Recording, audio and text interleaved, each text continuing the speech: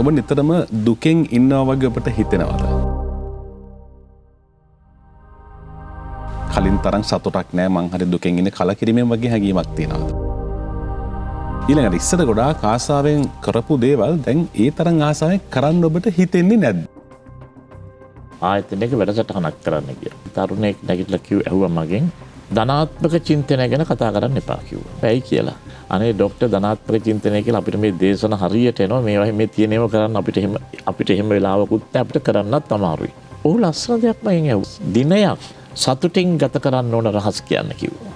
අර මයින්ඩ්ෆුල්නස් කියන්නේත් ඕකනේ. මානසික ඒකාග්‍රතාවයෙන් හොඳට සතුටින් ගෙවන්න. මං කිව්වා ඇයි කියලා ඔබ එහෙම අහන්නේ? නෑ කිව්වා යා කියනවා දියවැඩියාව වැඩි රටේ, අධික රුධිර පීඩනය වැඩි, ජීවිතේ පාවීම් වැඩි.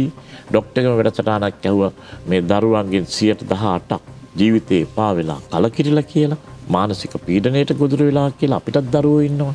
වැදගත්ම දේ මොකක්ද ඇහුවා දිනයක තියෙන. ඉතාත්ම වැදගත් දේ කියන්නේ පළවෙනි දේ. මොකක්ද? ඉතාත්ම වැදගත් දේ ඔබට නිරෝගීව ඉන්න.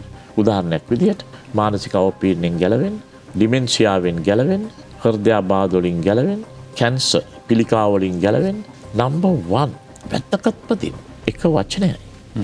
ව්‍යායාම. ඒ ගැන කතා කරන්න කිසිම දෙයක් නැහැ. ඕන තරම් සමීක්ෂණ තියෙනවා.